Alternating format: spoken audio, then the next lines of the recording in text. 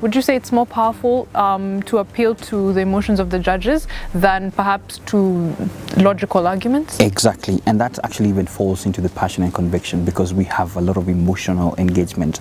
And most of these topics can be geared towards an emotional part of every human being. And the topics that we have such an element.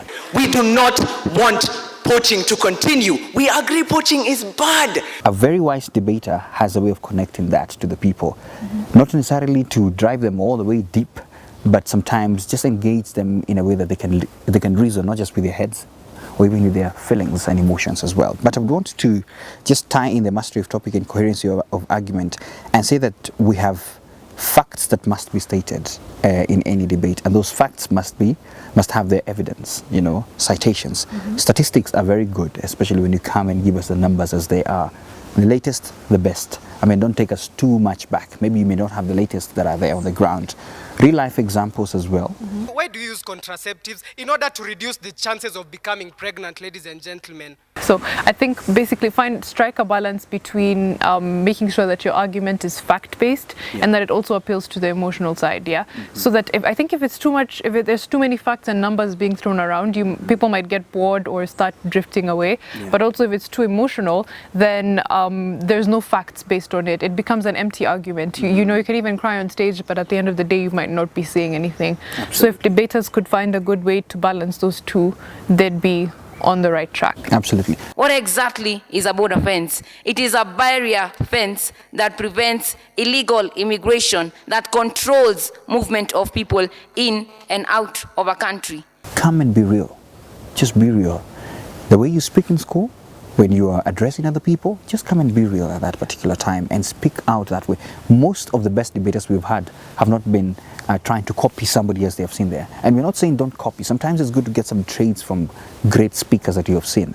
But don't come and we can tell this is another copy. It's a mask of yourself, of somebody else on top of you. So bottom line is this: address people as humans first before you become a debater. Yes. Okay. So let's talk about passion, and I think sometimes debaters forget that passion can present itself in different ways. I always like to tell debaters the fact that we are so diverse means we cannot all exhibit the same type of passion, if that's the thing. So for debaters who are perhaps calmer, more I don't know, what do I call it? Quieter debaters, cool type. They shouldn't feel the need to all of a sudden be aggressive, because that's somehow the set standard for being a great debater. And if you are the more aggressive type, if you're loud, or if you like to express yourself using your hands and movements, then go for it. Where do you think we are going to get cure for Ebola if we do not associate with other people? I think it doesn't hurt to be yourself, right? Very true. And there's a fallacy, I would call it a fallacy, that passion is exhibited by how loud you are. No, I think we have seen some of the great debaters in the past who are soft-spoken but can really hammer their points in. And that's where the emotional part comes in. And what I would say is 70% of communication is actually nonverbal. And so the way you just stand at the stage and the way you're speaking to us, your eye contact, your facial expressions talk a lot about you before you even say any other word. And so debaters need to have in mind that we're not just waiting to hear you speak, that you have already spoken even before you start the verbal communication.